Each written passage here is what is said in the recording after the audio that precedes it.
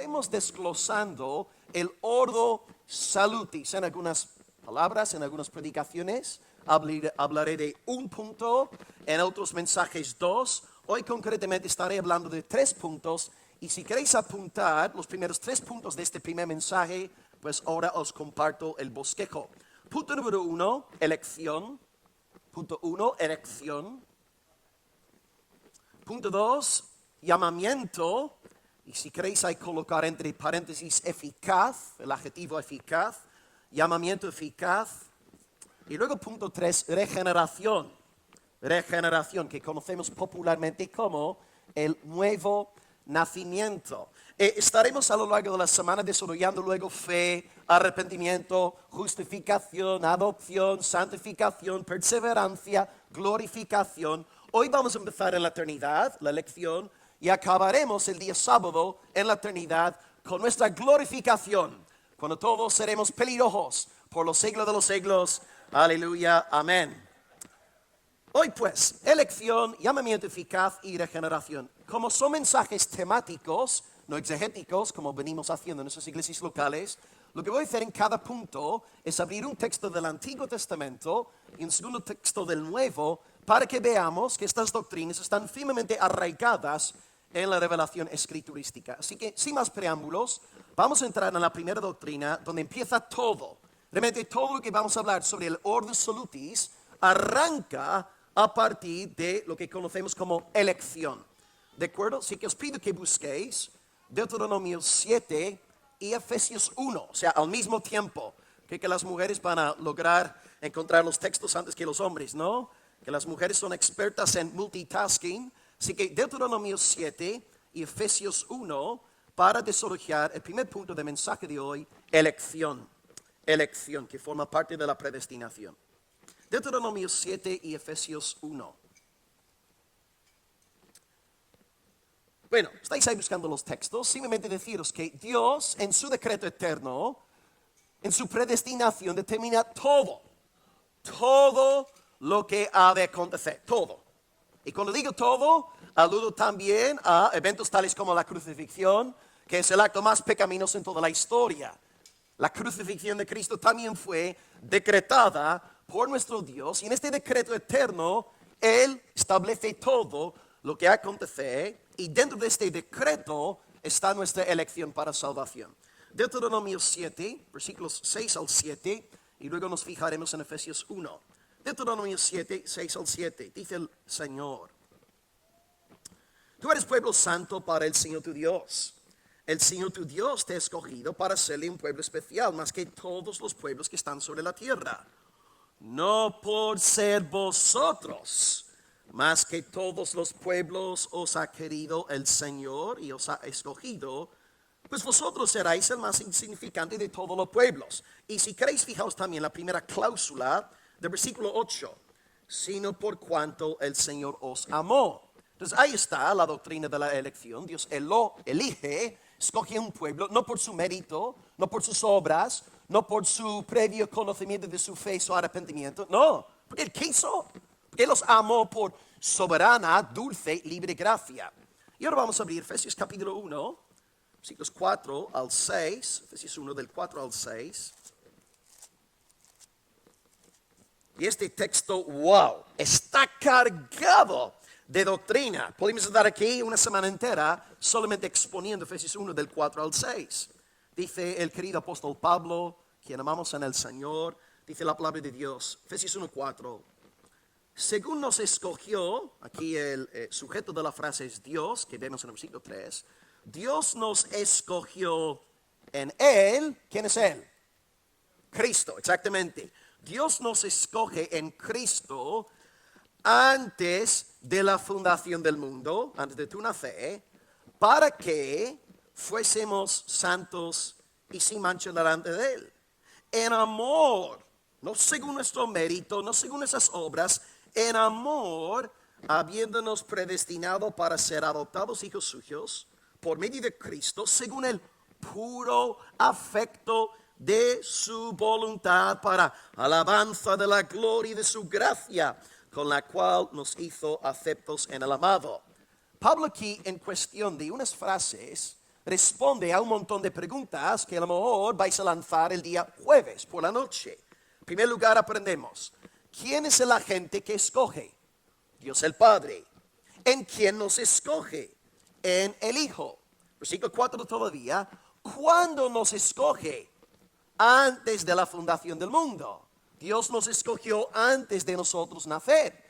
Como bien decía Charles Spurgeon, Dios me eligió antes de nacer, porque nunca me habría escogido después de nacer. Amén, amén. Gloria a Dios. Los ingleses también tienen algo de sentido común, hermanos. Así es, hay que reconocerlo. Y ahora el propósito. Porque Dios nos escogió en Cristo antes de la fundación del mundo. Ahí está el propósito. ¿Para qué? Para que fuésemos santos y sin mancha. Ahora observad.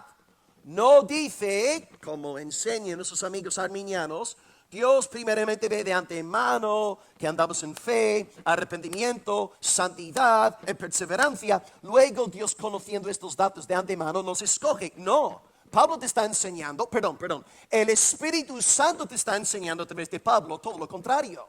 Dios te escoge antes de la fundación del mundo para que tú seas santo. Y luego, ¿cuál es la raíz? El motor en esta elección, versículo 5, en amor. En amor. ¿Y por qué Dios me amó? Versículo 5, según el puro afecto de su voluntad. Pastor, ¿por qué Dios me escogió? Porque Él te amó antes de la fundación del mundo. ¿Y por qué me amó a mí antes de la fundación del mundo? Porque Él quiso amarte antes de la fundación del mundo. Y pastor, ¿por qué Dios quiso amarme antes de la fundación del mundo? I don't know. Je ne sais pas. Nem tu don. Dejadme en paz, por favor. Dios te amó antes de la fundación del mundo según el puro afecto de su voluntad. Y ya que es así, versículo 6 se hace inevitable para alabanza de la gloria de su gracia con la cual nos hizo aceptos en el amado. Porque claro, si Dios te escoge a ti, porque sabe de antemano, tú vas a tener fe, arrepentimiento, santificación, perseverancia, pues gloria a ti. Gloria a ti. Acabamos como los católicos romanos. La salvación sí, Dios en su gracia está obrando, pero juega un papel decisivo el mérito humano. Pero aquí Pablo está excluyendo, expulsando cualquier vestigio de vanagloria humana. Amados, yo en la iglesia estoy ahora exponiendo Juan 19. Estamos ya en Juan 19. Hace un par de meses estuve en Juan 17. Y si vosotros leéis ese capítulo, Juan 17, ok, gracias, Gemelo, gloria al Señor. Si vosotros leéis Juan 17, en 7 ocasiones, en 6 textos, en un solo capítulo, Jesús, el Hijo de Dios, dice, Padre, los que tú me has dado, los que tú me has dado. Y versículo 9, a mí, en mis días arminianos, a mí yo quería quitar Juan 17, 9 de la Biblia. Porque Jesús dice textualmente, Padre, yo ruego por los que tú me diste. No ruego por el mundo, sino por los que tú me has dado.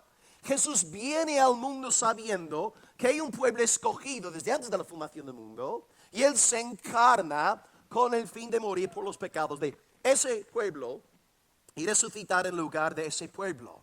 Es que vemos en la Biblia, Deuteronomio, Efesios, Juan 17, 7 veces en 6 versículos, los que me has dado. Tú y yo, si somos del Señor, somos un regalo de Dios el Padre a Dios el Hijo. En texto bien bello, en Juan 10, versículo 27, 28, donde Jesús dice que estamos simultáneamente en las manos del Padre y en las manos del Hijo. Y es como si fuéramos un regalo del amor de Dios el Padre y Dios el Hijo. Una mano entregando el regalo a otra mano, como hacemos en Navidad, en los cumpleaños, etc. Así que tú estás hoy en las manos del Padre. Tú estás en las manos de Dios el Hijo. ¿Y quién hay más fuerte que Dios el Padre? ¿Satanás es más fuerte que Dios el Padre? ¿El anticristo es más fuerte que Dios el Padre? ¿Quién será más fuerte? ¿Joe Biden, Kamala Harris, Donald Trump, Nicolás Maduro, los grandes dirigentes de Irán, Al-Khamenei? ¿Quién es más fuerte que Dios Padre? Nadie. Pero tú no solamente estás en las manos del omnipotente Padre, estás al mismo tiempo en las manos del Hijo omnipotente. ¿Y quién es más fuerte que Dios el Hijo? Por tanto, si eres elegido por Dios, pues descansa. Reposa en el Señor. Esta doctrina debe fomentar en ti consuelo, descanso. Como bien dice Pablo, desarrollando esta doctrina, si Dios es por nosotros, ¿quién? ¿Quién contra nosotros? Si la omnipotencia nos guarda, y dicho sea de paso, tú también tienes el sello del Espíritu Santo. O sea, estás en las manos del Padre, estás en las manos del Hijo, el Espíritu Santo te tiene sellado hasta el día final. ¿Qué más podrías pedir? ¿Qué más podrías desear? Ahora, antes de ir cerrando lo que hemos visto aquí sobre la elección, quiero responder rápidamente ante la idea de que, y posiblemente algunos vais a lanzar esta pregunta, pero ¿acaso Dios no nos salva por previo conocimiento? Porque la Biblia no enseña salvación por previo conocimiento. Yo pensé que Dios me eligió porque Él antes de yo nacer, Él se fijó en mi obediencia, etc. y luego me eligió. Voy a darte 3 razones por las que esta doctrina atenta directamente contra la enseñanza bíblica. Primera razón, Dios no te escoge por previo conocimiento porque Dios es omnisciente. Y cuando digo que Dios es omnisciente, lo que te estoy diciendo es que Dios no aprende nuevos datos. Si tú estás diciendo, para poner un ejemplo, ¿no? Dios primeramente tiene que fijarse en Juan Pablo, su obediencia, su santidad, su perseverancia, y luego Dios, conociendo estos datos a través de su bola de cristal gigantesca que compró del supermercado o del chino ahí en su calle, si Dios primeramente se fija en estos datos y dice, ok, voy a salvar a Juan Pablo porque Juan Pablo va a perseverar hasta el fin, Dios está aprendiendo nuevos datos. Estamos negando la omnisciencia de Dios. Hermanos, Dios conoce el futuro, no por tener que hacer un curso, no por Él estudiar el túnel del tiempo, no. Dios conoce el futuro porque Él decreta el futuro. Isaías 46:10, Él anuncia lo por venir. Dios puede decirte lo que va a pasar en el día de mañana porque ya lo decretó antes de la fundación del mundo. Por tanto, si tú dices, no, Dios me salvó porque primeramente se fijó en mi obediencia, estás diciendo Dios aprende nuevos datos. Estás negando la omnisciencia divina. Número 2 también, la segunda razón por la que rechazamos esta idea. Volvamos al ejemplo de Juan Pablo. Dios, estamos diciendo que escoge a Juan Pablo porque ve de antemano la fe y el arrepentimiento, la santificación, la perseverancia de Juan Pablo. Pero vamos a ver, ¿cómo puede Juan Pablo arrepentirse? ¿Cómo puede Juan Pablo colocar fe en el Señor si él es, según Alex nos dijo anoche, hablando de los niños, Juan Pablo es totalmente depravado? ¿Acaso puede Juan Pablo ejercer fe? Para que él tenga fe, el Espíritu Santo tiene que entrar en su corazón creando fe y arrepentimiento. Es una locura pensar que Juan Pablo, siendo depravado por naturaleza, es una locura decir que Juan Pablo primeramente pone fe, arrepentimiento, Dios ve su fe, su arrepentimiento y opta por elegirlo. ¿Veis cómo estamos negando la depravación total? Y si no creéis en la depravación total de Juan Pablo, hablar con su esposa. ¿Verdad, hermano? Juan Pablo 100%, amén. Mira, está diciendo amén, me está dando la razón. Juan Pablo no puede arrepentirse sin la obra del Espíritu. Juan Pablo, y bueno, pon tu nombre en el de Juan Pablo, tú no puedes ejercer fe sin el Espíritu Santo. Es una locura decir que Dios nos escoge por previo conocimiento. Y luego número 3, a lo mejor algunos ya habéis pensado en este tercer argumento. Si tú dices en otra instancia, Dios escoge a Will Graham porque vio en su gigantesca bola de cristal que Will Graham iba a tener fe, arrepentimiento, santificación, bla, bla, bla. En última instancia, yo te estoy diciendo que la salvación es por obras. Obras futuras, sí, vale, pero obras futuras siguen siendo obras. Y si hay algo que aprendemos una y otra vez en la Biblia, la salvación es por sola gracia, para que toda la gloria, el 100% de la gloria, sea para el Señor. ¿Cuál es nuestro lema como reformados? Soli Deo gloria. A Él exclusivamente sea la gloria. Pero si la elección depende de nosotros, 95% de la gloria para Dios, 5% de la gloria para nosotros. Ahora, antes de cerrar aquí, hay un texto que a veces se cita, 1 de Pedro 1:2 en este sentido, y el apóstol ahí nos dice que Dios nos escogió, al menos en la Reina Valera 60, 1 de Pedro 1:2, que somos elegidos según la presciencia de Dios Padre. Uno dirá, ¿ves, Will? ¿Ves que Pedro está diciendo que fuimos escogidos porque Dios antes conoció nuestros actos, hechos, arrepentimiento, etcétera? Vamos a ver, aquí en el griego es en realidad pre-amor. Y Dios nos amó. Y no está hablando aquí Pedro de Dios conociendo nuestros actos, sino de Dios conociendo a nuestras personas. Ya nos amó. Y gracias a su amor eterno para con nosotros, luego envía a Cristo a morir por nosotros en la cruz. Pues para acabar el primer punto, si tú eres salvo hoy, aleluya a Dios, eres lo que eres por la gracia de Dios. No eres mejor que tu vecino incrédulo, tú eres creyente, amas al Señor, alabas su santo nombre, porque Dios ha obrado en ti. Gracias a Dios, Él podría haberte dejado en tu pecado. Como decía, ¿os acordáis de John Newton? Que una vez decía, viendo a un hombre borracho en la calle, John Newton dice, ahí está John Newton, si no fuera por la gracia de Dios. Tú eres lo que eres por la pura, libre, dulce, bendita gracia del Señor. Por tanto, alaba a tu Dios. Que esta doctrina en ti produzca alabanza. Como bien decimos, que la teología se convierta en doxología. Tú me has escogido, Padre. No lo entiendo, pero lo creo por fe. A ti la gloria, a ti el honor por los siglos de los siglos. Y el pueblo escogido de Dios dice, amén. Gloria al Señor. Bien, en primer lugar empezamos en la eternidad, la elección. Y ahora nos toca entrar en el tiempo, ¿okay? En la eternidad, antes del Edén, antes del Everest, antes de existir Irlanda del Norte. Ahí estaba la bendita Trinidad, completamente feliz, gozosa, deleitándose los unos en los otros, el Padre en el Hijo en el Espíritu Santo y viceversa. Y ahora en el tiempo, según este decreto eterno, ahora van a realizar lo que conocemos como esta gran historia de la salvación. Y entramos en segundo punto, pues, en algo que acontece en el tiempo. Lo que llamamos aquí llamamiento, o si preferís, llamamiento eficaz. Cito a mi puritano favorito, Thomas Watson. Él dice lo siguiente. La elección, punto 1, que acabamos de explicar, la elección es la causa y la fuente de nuestro llamamiento. Y cuando dice llamamiento está hablando del llamamiento eficaz. Repito la cita de Thomas Watson. La elección es la causa y la fuente de nuestro llamamiento. Es decir, sin elección divina no hay llamamiento. Tú no podías haber sido llamado eficazmente sin la predestinación de Dios.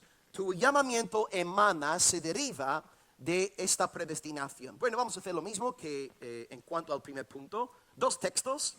Esta vez voy a pedir que abráis la Biblia en Salmo 110 y Romanos 8.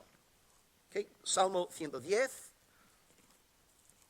Dicho sea de paso, el salmo más citado en el Nuevo Testamento, el versículo 1, es el versículo antiguo testamentario más citado en el Nuevo Testamento.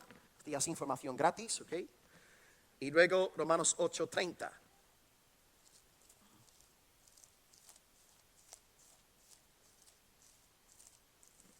Salmo 110, que es, expresamente mesiánico, y Jesús en varias ocasiones utilizó este texto para hablar de su verdadera identidad. Leamos a partir del 1, pero me interesa el versículo 3, el tema del llamamiento eficaz. Dice, el Señor dijo a mi Señor, es decir, en términos trinitarios, Dios el Padre dice a Dios el Hijo, siéntate a mi diestra hasta que ponga a tus enemigos por estrado de tus pies. Aleluya. El Señor enviará desde Sión la vara de tu poder. Domina en medio de tus enemigos. Tu pueblo se te ofrecerá voluntariamente en el día de tu poder, en la hermosura de la santidad. Hasta ahí. Por tanto, hay un día del poder del Señor.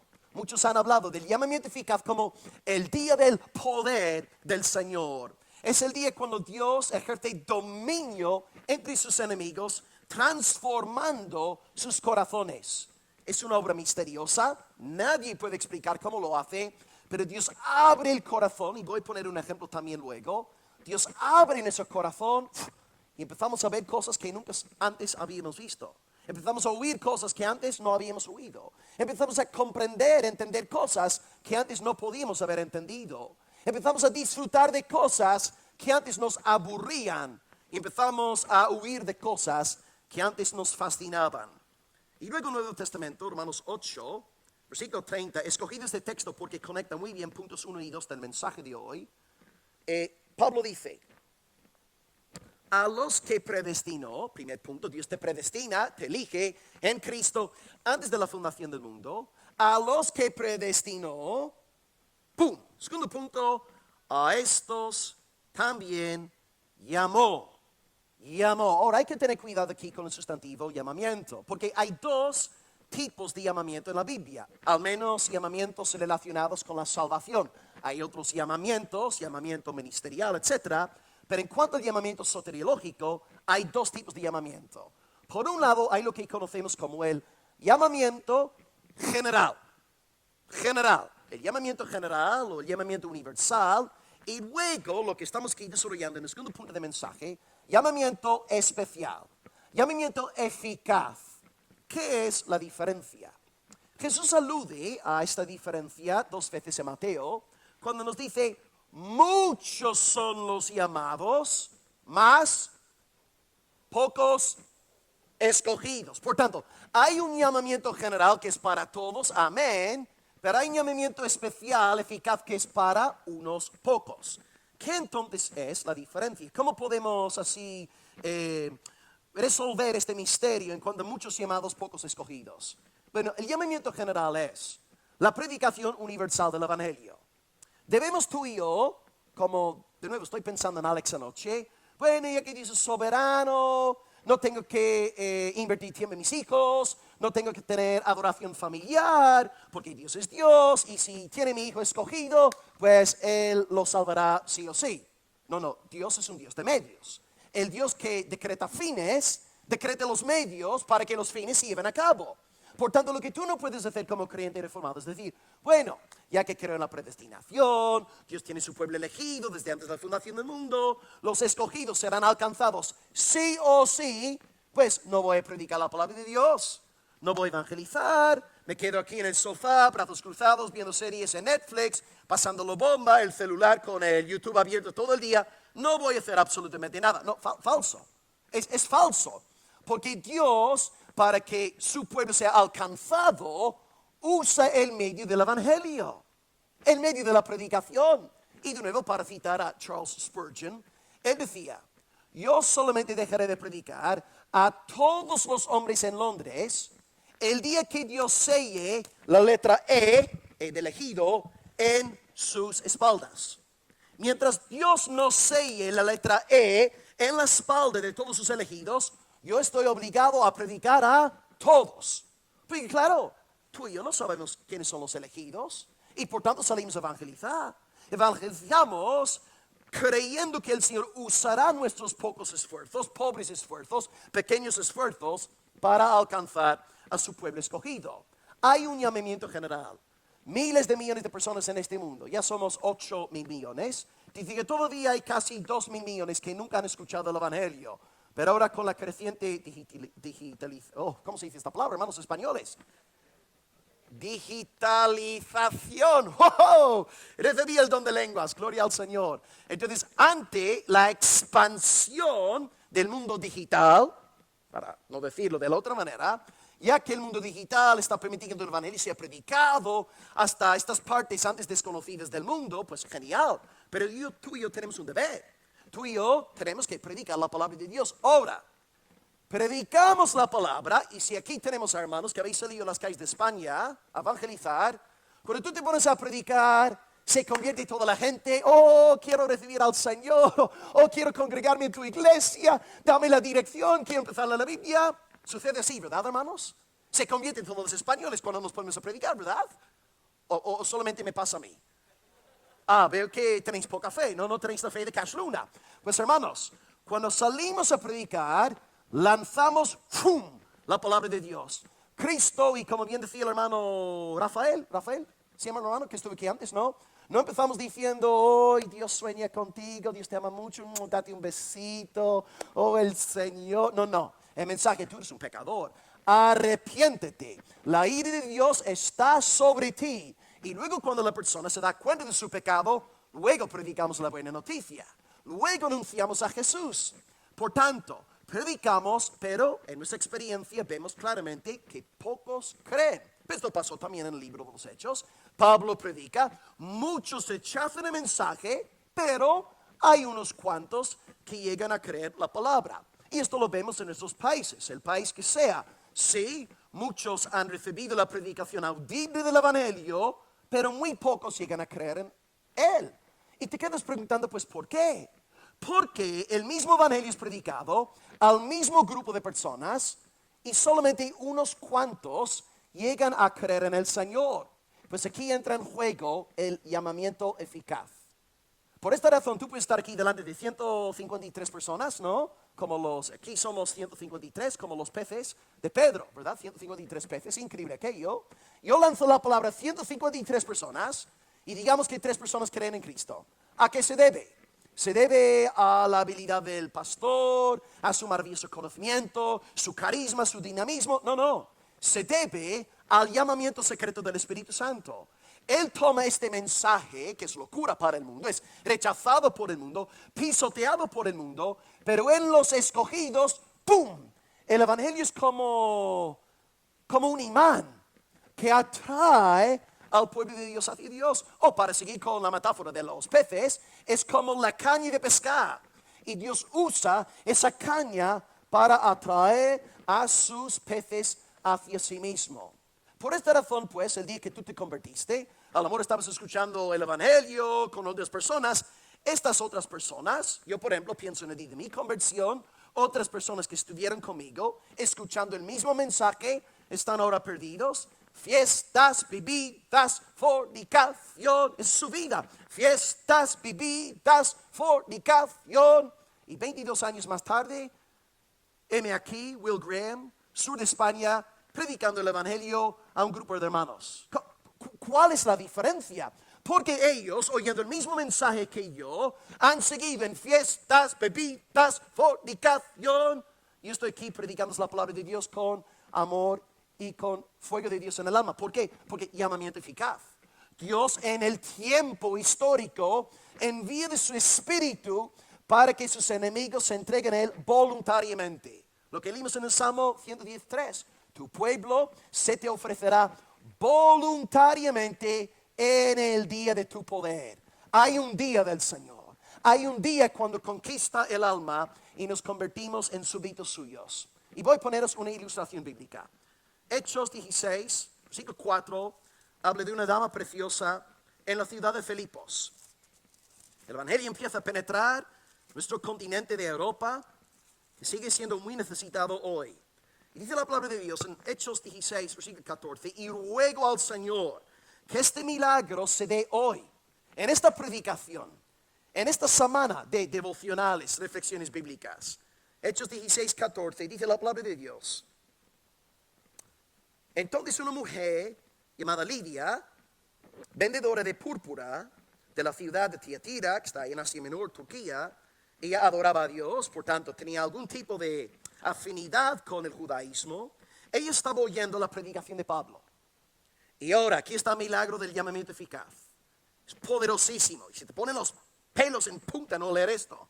Y el Señor ¡fum!, abrió el corazón de ella para que estuviese atenta a lo que Pablo decía. Ahí está el milagro. Un hombre está predicando la palabra de Dios. Suelta el mensaje. Predica el mismo mensaje, mismos ejemplos, mismas aplicaciones a un solo grupo. Y en este grupo, por la mano soberana de Dios, ¡fum!, hay corazones que empiezan a abrirse.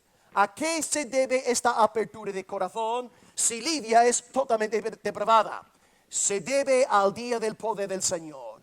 Dios interviene, Dios abre el corazón y ahora Lidia recibe con gozo el Evangelio del Señor Jesucristo. Empieza a deleitarse en Cristo, se recrea en Cristo, todo se hace nuevo. Es el día del poder del Señor. Bien decía Martín Lutero, el gran campeón de la Reforma Protestante. Bueno, sabemos que los luteranos tienen sus cosas raras, ¿no? Pero lo que decía en este sentido es muy acertado. Lutero decía, el pastor predica al oído. Yo predico al oído, me estáis oyendo, ¿verdad? Pero el Espíritu Santo predica al corazón. Y por eso oramos antes de predicar. Porque tú puedes preparar mejor sermón con 3 puntos al estilo trinitario y sueltas ese mensaje y no sucede nada. Y por eso oramos, Señor, Señor, si tu Espíritu Santo hoy nos sopla en la congregación, en vano he preparado este mensaje. En vano subo al púlpito, en vano levanto mi voz. Oh Señor, suplicamos que tu buen Espíritu haga el milagro del llamamiento eficaz para la alabanza de tu nombre. Que hoy una lidia pase a la vida eterna para tu gloria. La salvación es del Señor. El llamamiento eficaz es del Señor. Y en este día la voz de Dios es irresistible. Es como Lázaro. Ahí está el tipo, 4 días ahí encerrado en la tumba Medio Oriente. Hacía un calor como aquí en el sur de España. Olía a bacalao podrido. Y de repente el Señor dice, Lázaro, sal. Por el poder de la palabra de Cristo, Lázaro sale de la tumba. Es exactamente lo que te pasó a ti en el día de tu nuevo nacimiento. Cristo dio la palabra. El Espíritu Santo aplicó la palabra en tu corazón. Y oramos al Señor. Y no lo puedes explicar. No sabes cómo aconteció.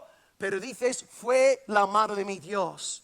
Ya no soy lo que antes era. Porque Dios me ha convertido. Dios da nueva vida por su Espíritu. Y bien decía nuestro Salvador en Juan 6:65, nadie puede venir a mí si el Padre que me envió no le trajere.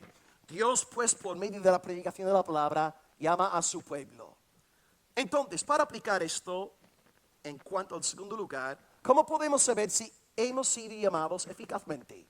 ¿Cómo puedes tú saber, pastor? Yo quiero saber si Dios de verdad a mí me ha llamado eficazmente, no generalmente, sino eficazmente como la buena semilla en la parábola que da 30, 60, 100 por uno. ¿Cómo puedo saber si he sido llamado eficazmente? Pues la respuesta es muy fácil. Amas el Evangelio, crees el Evangelio. El Evangelio para ti no es locura. El Evangelio para ti no es piedra de tropiezo. El Evangelio para ti es tu todo, es tu gloria. ¿Y qué es el Evangelio? El Evangelio es la buena noticia de que Jesucristo murió en la cruz por nosotros pecadores. Resucitó literal y corporalmente al tercer día. Esto hay que recalcarlo ante las iglesias progresistas que ahora que se están levantando en España. Dicen, no, la resurrección fue metafórica. Cristo resucitó poéticamente en los corazones de los discípulos. Son lobos, falsos profetas. Cristo resucitó literal y corporalmente el tercer día. Si sigue la tumba, nuestra fe es vana. Y Cristo regresará en gran gloria.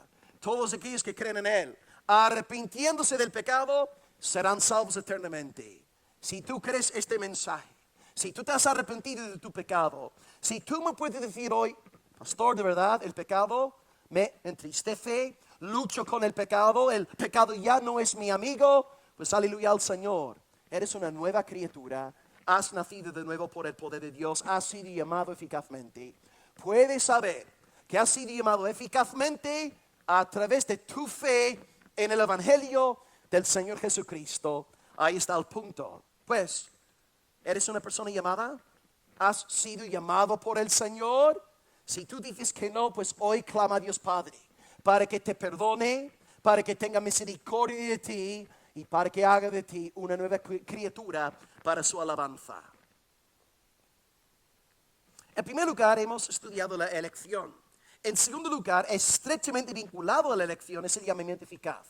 Y acontece en la historia. En mi caso, recibí el llamamiento eficaz en diciembre 2002, en una noche de invierno ahí en East Belfast, en una iglesia pentecostal. Nací de nuevo en una iglesia pentecostal. O sea, hoy soy un carismático infiltrado. Habéis invitado a una serpiente a predicaros. Pero bueno, punto número 3. Y aquí se vuelve la cosa muy nebulosa.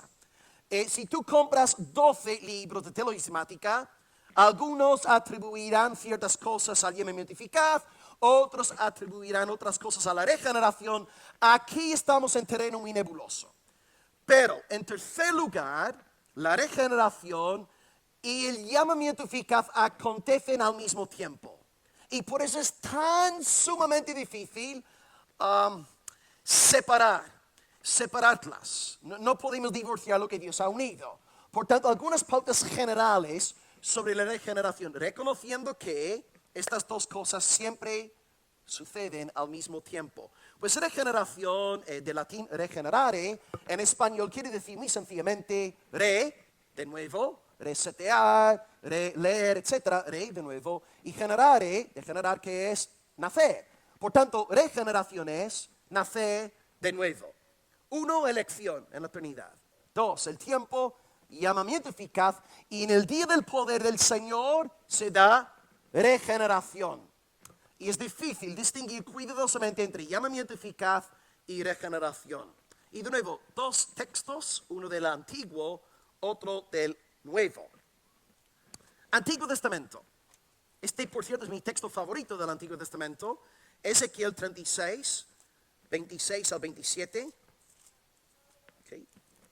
Mis versículos favoritos del Antiguo Testamento, sobre todo el 26. Y en el Nuevo Testamento, Santiago 1, 18.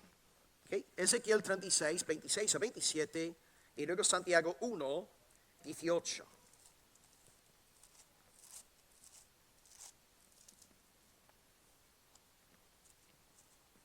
Bien, Ezequiel 36, nuevo nacimiento, regeneración. ¿Qué hace Dios en el día de su poder?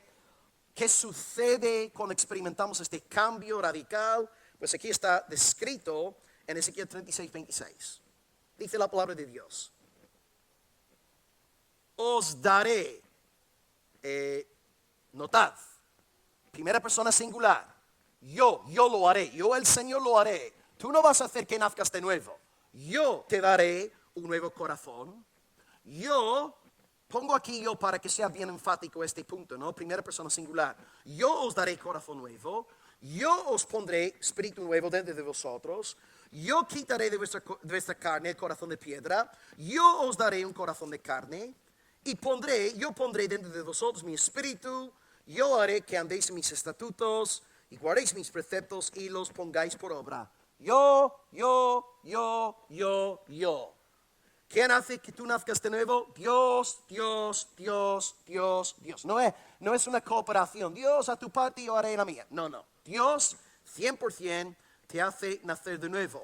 Él te da un nuevo corazón, como vimos en Lidia.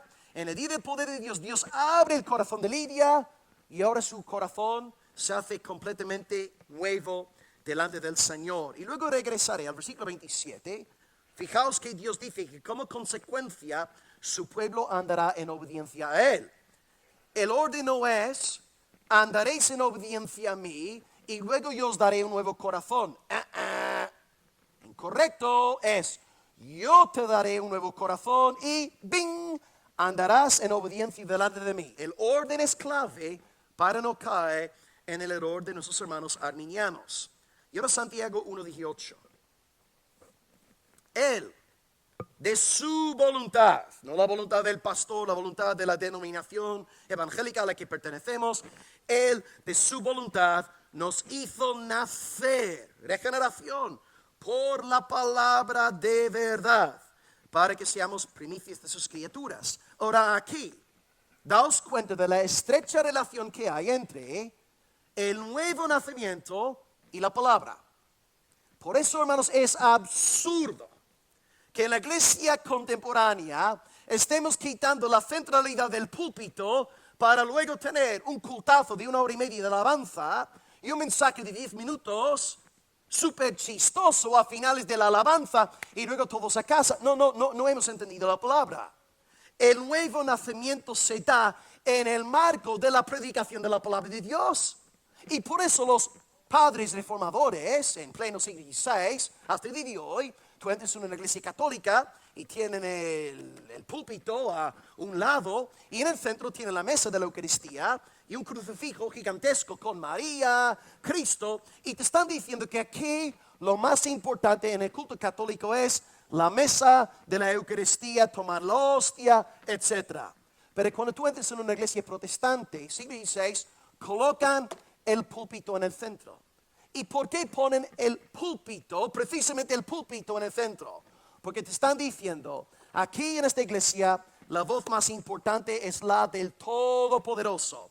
Si esta iglesia existe, es para la fiel proclamación de la palabra de Dios. Es más, en la fe protestante entendemos que las ordenanzas están subordinadas a la predicación de la palabra. ¿Qué es el bautismo?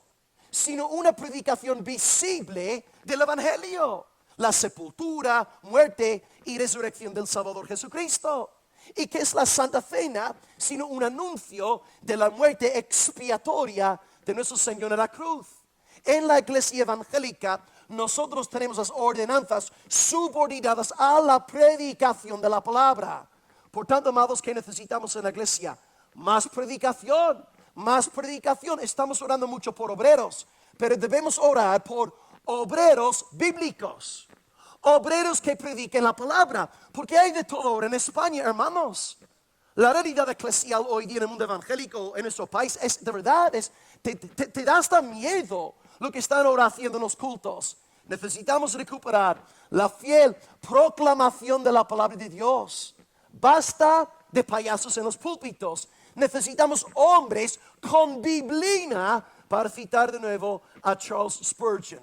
Oh Señor, levanta predicadores de la palabra, que anuncien la palabra, porque la palabra es el instrumento a través del cual Dios efectúa el nuevo nacimiento. Ahora, interesantemente aquí tenemos una metáfora.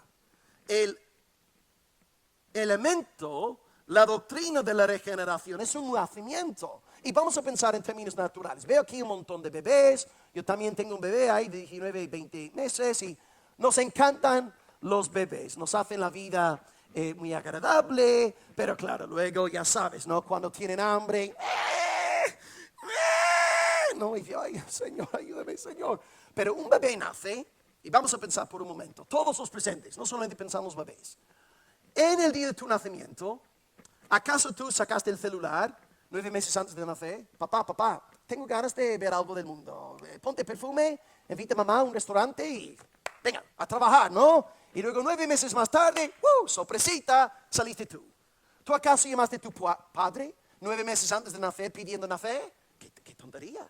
Pero ves, la regeneración en el mundo espiritual es nuevo nacimiento. No es que tú hayas dicho a Dios, Señor, yo pido que tú me hagas nacer de nuevo. Tonterías. Dios te hace nacer de nuevo por su poder. Dios efectúa el nuevo nacimiento. Y como dice Arthur Pink, en un libro de él, comenta de que hay 2 metáforas más que la Biblia utiliza para hablar de la regeneración. Es la metáfora de una resurrección y la metáfora de una creación. 2 Corintios 5:17. Si alguno está, Cristo Jesús, nueva criatura es. Y luego el tema de la resurrección, bueno, hay muchos textos, Colosenses 2:13, Efesios 2:1, 4 al 5, que nos dio nueva vida, estando nosotros muertos en delitos y pecados. Ahora vamos a pensar, ¿qué tienen en común estas 3 personas? Una persona recién nacida, una persona resucitada y una persona creada. ¿Qué tienen en común? Pues estas 3 personas dependen de una fuerza externa a ellas, porque tú no puedes hacer que nazcas. Es imposible, es una locura sugerir algo tan disparatado. Pero resucitarte, cuando tú estés en la tumba, vas a tú decir, bueno, ya son 2030, ya pasó lo de la agenda 2030, ahora me toca resucitar, a ver cómo está el mundo, a ver si han ganado los izquierdistas. ¿Vas a tú poder resucitarte en 2030 con tu buena voluntad? Hermano, ¿qué estás diciendo, pastor? ¿Entendéis? Nuestra salvación es resurrección. Y si es resurrección, ¿cómo atribuimos nuestra salvación a nuestra voluntad? Es una locura. Y luego, ejemplo número 3, es una nueva creación. Si alguno está en Cristo Jesús, nueva criatura es. Adán, antes de ser creado, pidió Dios ser creado. ¿Veis, hermanos? Una y otra vez, la Biblia dando testimonio de que la salvación es del Señor. Y si tú has nacido de nuevo, es por el poder de Dios. Y ahora quisiera recalcar algo que vimos en Ezequiel 36, versículo 27. Si tú has nacido de nuevo, y hablaré mañana sobre los 2 frutos supremos de la regeneración, fe y arrepentimiento. Pero fijaos ahí rápidamente en el versículo 27 de Ezequiel 36.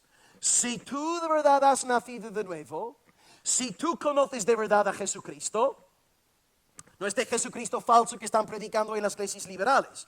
No sé si visteis el domingo, un pastor de la iglesia Metodista Unida, United Methodist Church, estaban en Orlando, Florida, se llama Russian Kimball, salió al púlpito el día domingo para dirigir la adoración, pintado con maquillaje, y dice: su iglesia, quiero deciros algo que llevo años escondiendo, soy drag. Soy drag, os lo digo abiertamente, y prosiguió a dirigir el culto y la gente aplaudiendo, ¿no? Y él dice: a mí me encanta predicar a Jesús. Vamos a ver, hoy muchos predican a Jesús, pero tenemos que predicar al Jesús de la Biblia, al Jesús apostólico, al Jesús de Pablo, de Pedro, al Jesús de los discípulos, al Jesús de las Escrituras. Hay un falso Jesús que está siendo predicado hoy también en España, un Jesús osito de peluche, un Jesús muñeca de Barbie, un Jesús que se ríe del pecado y todo lo tolera. Cuando la palabra de Dios dice en 1 Corintios 13:6, el amor no se goza de la injusticia, el amor reprende el pecado. El amor no se ríe del pecado, pero hoy se está predicando de un nuevo Jesús. Y si tú has creído en el Jesús verdadero, no en el Jesús de este Russian Kimball que anteayer salió en Orlando, dándose a conocer como drag, la iglesia encantada, si tú sigues al verdadero Jesús, versículo 27, se cumplirá en tu vida. Yo pondré dentro de vosotros mi espíritu, y aquí está la clave: haré que andéis en mis estatutos, haré que guardéis mis preceptos, haré que los pongáis por obra. Porque cuando yo predico lo que os estoy diciendo, hay en peligro. Algunas personas podrían estar oyéndome diciendo: wow, ya que la salvación es 100% del Señor, elección de Dios, llamamiento eficaz de Dios, regeneración de Dios, pues yo puedo vivir como un puerco, yo puedo vivir como un perro. No. Si tú de verdad has sido regenerado por el Señor, dice el Espíritu Santo, andarás en sus estatutos, guardarás sus preceptos y los pondrás por obra. ¿Y qué dice nuestro Salvador Jesucristo 3 veces en Juan 14? Si me amáis, ¿guardad qué? Mis mandamientos, hermanos. No podemos de nuevo divorciar lo que Dios ha unido. La señal de la regeneración es fruto, no perfección, pero fruto. Fe, arrepentimiento. Amas al Señor, huyes del pecado que antes te fascinaba. Y para acabar este mensaje, quisiera pensar en algo que decía R.C. Sproul, R.C. Sproul, quien ya está en la presencia de Dios, a quien amamos mucho, quien amábamos mucho en el Señor, y bueno, nos espera en la gloria. R.C. Sproul decía que la siguiente frase a él le cambió la vida. Una vez su profesor de seminario escribió en la pizarra: nuevo nacimiento precede a la fe. Y esto para él, esta frase dice, a él le cambió la vida. Nuevo nacimiento precede a la fe. ¿Qué sucede primero? ¿El nuevo nacimiento o nuestra fe? Según lo que estamos viendo aquí en el texto de Ezequiel, es primeramente el nuevo nacimiento, y después del nuevo nacimiento ejercemos fe en el Señor. Y pongo un par de ejemplos. Jesús le dice a Nicodemo en Juan 3, versículo 5, que si tú no naces de nuevo, no puedes entrar en el reino de Dios. Y cuando leemos los evangelios, ¿cómo entramos en el reino de Dios? Mediante la fe, la fe, la fe. La fe es entrar en el reino de Dios. Pero si no naces de nuevo, no puedes entrar en el reino. Para tener fe, hace falta nuevo nacimiento. Y en el griego también, 1 de Juan 5:1, hay un texto fabuloso. El tema es que en la Reina Valera 60 salen los dos verbos en el presente simple. Pero si os fijáis en 1 de Juan 5:1, literalmente en el griego dice el texto: todo aquel que cree, presente simple, todo aquel que cree que Jesús es el Cristo, ha nacido de Dios, ¿verdad? Ha nacido de Dios. Por tanto, vemos aquí incluso desde el griego que para tú creer en Cristo hace falta nuevo nacimiento. ¿Y por qué es tan importante subrayar este punto? Porque yo quiero, queridos hermanos, que salgáis de esta reunión hoy dando toda la gloria a Dios, el 100% de la gloria a Dios. No quisiera que nadie saliera de aquí hoy pensando: soy elegido, soy amado, soy nacido de nuevo por mi magnífica, gloriosa, piadosa fe. No. quiero que salgas de aquí hoy diciendo: soy elegido por la pura gracia y misericordia de Dios. Soy amado por soberana, libre gracia. Soy regenerado por el puro afecto de mi Creador y de mi Redentor. A Él sea toda la gloria desde hoy y hasta el día de la eternidad. Aleluya, amén. Antes pues del árbol dar buen fruto, el árbol tiene que ser creado. Y tú, para poder tener fe y arrepentimiento, dar buenos frutos, hace falta que seas recreado, porque todo lo que hay en ti, en virtud de la primera creación, es corrupción, es pecado, como bien aprendemos en Romanos 5:12. Consiguiente, para acabar el tercer punto, si tú has nacido de nuevo, eres un milagro.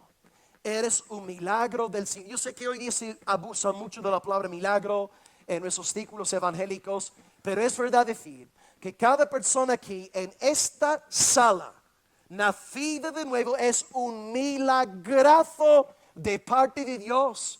Y Paul Washer, de hecho, dice que para él, es bastante guay como lo plantea, él dice que hay más poder de Dios en la regeneración que en la creación. Y uno se queda preguntando, pues, ¿por qué? Y Paul dice que, claro, en la primera creación, Dios no está luchando con una fuerza antagónica a sí mismo. Dios crea todo a partir de la nada y ¡fum! Todo es. Pero en la recreación, en tu salvación, Dios, según el Salmo 110:3, está convirtiendo a sus enemigos en amigos. Dios está conquistando, venciendo una fuerza antagónica a sí mismo. Por tanto, Paul dice, y entiendo correctamente, que hay más poder en la recreación que en la propia creación del universo. ¡Wow! ¡Qué impresionante! Gloria al Señor. El único milagro, pues, que salva no es ver el dedo de un feligrés extenderse milagrosamente delante de la pantalla. No. El único milagro que salva no es ver un leproso sanarse, un muerto resucitar. El único milagro que te puede salvar es el nuevo nacimiento del Espíritu Santo de Dios. Y si no has nacido de nuevo, no hay nada que te puede llevar a ser salvo en el día final. Por tanto, si no has nacido de nuevo, pídele a Dios que tenga misericordia de ti. Dale gracias por la palabra en esta mañana. Señor, sálvame, sálvame, sálvame. Y si este clamor es genuino en ti, ten por seguro que Dios ya está obrando en tu corazón. Dios te está trayendo. Que este campamento no solamente sea un tiempo de pasarlo bien, conocer a gente, jugar. Que sea un campamento para salvación. Un campamento para soli Deo gloria. Por tanto, amados santos, somos escogidos por la gracia de Dios desde la eternidad. 2, hemos sido llamados eficazmente en el tiempo, en mi caso 2002, por la gracia soberana de Dios. Y número 3, hemos recibido nuevo nacimiento, no por nuestra fe, no por nuestro arrepentimiento, no por nuestras obras, sino por el puro afecto de la voluntad de nuestro Dios gracioso, en el sentido teológico de la palabra, y nuestro Dios infinitamente misericordioso. Por tanto, ya que nuestra elección es de Dios, soli Deo gloria. Ya que nuestro llamamiento es de Dios, soli Deo gloria. Ya que nuestro nuevo nacimiento es de Dios, soli Deo gloria. Y el pueblo del Señor dice, amén. Oremos a este glorioso Dios, dándole gracias en esta mañana. Amén. Amado Padre, es gracia inagotable. ¿Qué título más acertado? Gracia inagotable. Pensar que aquí estamos 153 hijos de Adán, corruptos por naturaleza, con una voluntad contaminada, depravados hasta lo sumo. Y Señor, has querido tener misericordia de nosotros. ¿Qué viste en nosotros? ¿Qué hubo para tú derramar de tu misericordia sobre nosotros? Pues nada sino el puro afecto de tu voluntad. Y hoy en respuesta como ovejas tuyas, te queremos en primer lugar darte gracias por habernos elegido. Gracias por habernos amado. No lo entendemos, no entendemos tu beneplácito, no entendemos tu amor soberano, pero Señor, no hace falta entenderlo. Hace falta creerlo. Y nos sometemos hoy a la revelación escriturística, dándote gloria, gracias Padre por habernos amado. Sabemos, Señor, nos has enseñado una pequeña parte de toda la vileza que hay en nuestro corazón. Incluso nosotros que llevamos más de 2 décadas en la fe, 3, 4 décadas en la fe, vemos tanta putrefacción en nosotros. Vemos un infierno dentro de nuestros miembros. Pero tú, Señor, a ti te ha placido añadirnos a tu redil. Y por eso te damos gloria, toda la gloria.